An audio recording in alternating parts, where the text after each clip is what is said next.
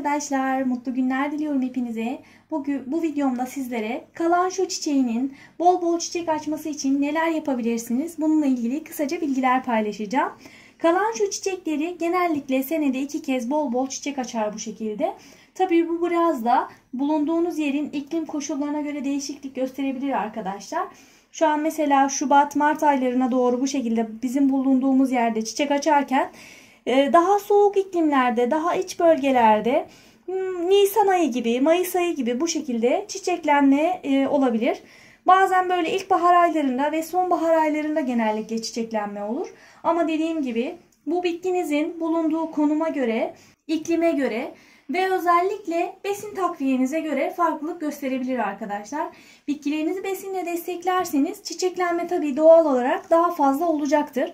Ama besinle desteklemezseniz, herhangi bir işlem yapmazsanız, bulunduğu konum da özellikle iyi değilse, yani yeteri kadar güneş almıyorsa, toprağa yeteri kadar iyi değilse bitkiniz maalesef çiçeklenmeyebilir. Çiçeklenme konusunda çok fazla sıkıntı yaşayan var. Benim bitkilerim hepsi bunlar balkonda duran bitkilerim arkadaşlar. Kalanço çiçekleri soğuğa da dayanıklıdır.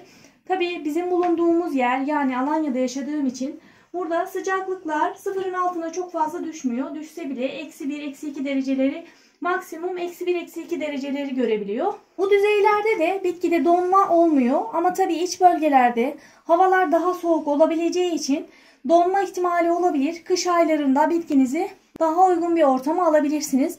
Ama çok soğuk havalar dışında en uygun yer bitkiler için balkondur. Çünkü bu bitkiler bol bol ışık aldığı sürece bol bol tomurcuklanma, çiçeklenme meydana gelir.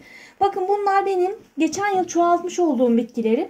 Bir yıl içerisinde bu şekilde büyüdüler ve geliştiler. Bunların hepsini geçen yıl dikmiştim arkadaşlar. Şunu geçen yıl tamamen budamıştım. Bu sene sonbahar aylarında tamamen budamıştım. Budamış olduğum halde gördüğünüz gibi çok fazla büyüdü.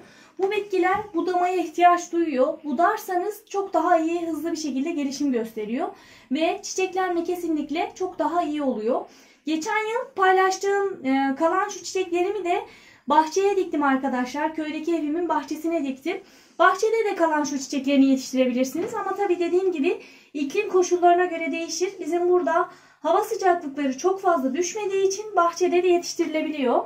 Ama soğuk iklimlerde bahçede maalesef yetiştiremezsiniz. Saksıda yetiştirmeniz gerekiyor. Belki çok soğuk olmayan yerlerde, kapalı cam balkonlarda da yine bu bitkiye bakabilirsiniz. Bitkinin çiçeklenmesini destekleyen en önemli faktör güneş ışığı arkadaşlar. Güneş ışığını iyi alırsa bitkiniz bol bol çiçeklenme meydana gelebilir. Bunun yanı sıra besin takviyeleri kesinlikle kullanmanız gerekiyor.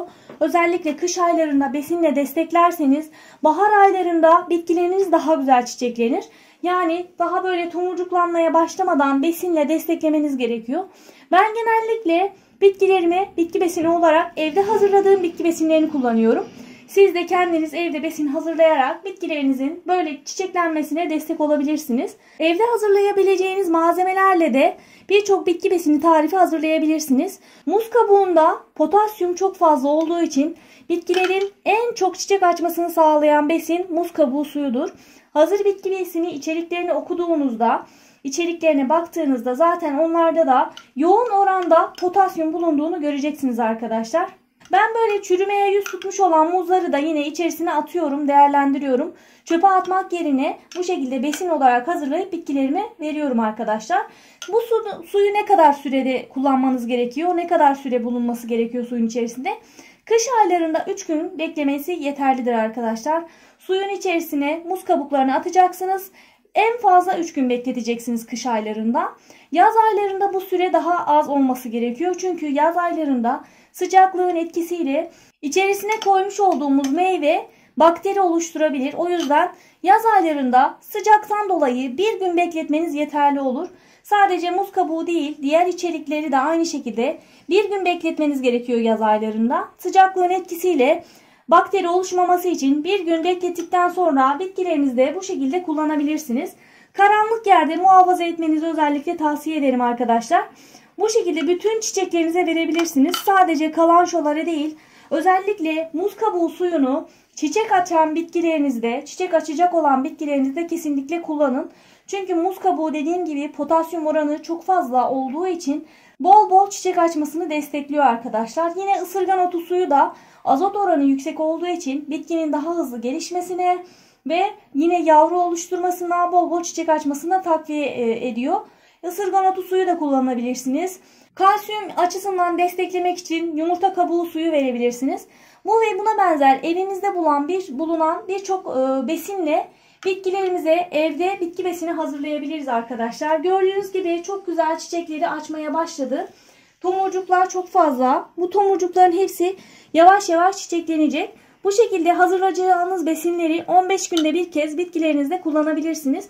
Her sulamada bitki besini kullanmayacaksınız. Mesela belli aralıklarla kullanmaya özen gösterin. Nasıl bitki besinini belli aralıklarla kullanıyorsak evde hazırlayacağımız besinleri de yine belli aralıklarla kullanmamız gerekiyor. Mesela şu an muz kabuğu suyu veriyorsanız 15 gün sonra pirinç suyu verebilirsiniz. O aralıklarda da en az bir kez normal su ile sulama yapın. Sulama yaparken de en önemli tavsiyem dinlenmiş su kullanın arkadaşlar. Çünkü dinlenmiş su kullanmadığınızda suyun içerisinde bulunan klor bitkilerinize zarar verir. Toprakta kireçlenmeye sebep olur ve toprağın kalitesini düşürür. O yüzden bitkilerinizi sulamadan önce dinlenmiş su kullanın arkadaşlar. Ve kış aylarında kesinlikle akşam sulaması yapmayın. Bakın şu an kış aylarındayız. Akşam sulaması yaptığınızda özellikle soğuk havalarda akşam sulaması bitkiler için çok tehlikelidir. Akşam sulaması kesinlikle yapmayın. Kış aylarında öğlen vaktinde sulama yapabilirsiniz ama tabii yaz aylarında gündüz sulama yapmayacaksınız. Yaz aylarında da sabah sulama yapmanızı tavsiye ederim.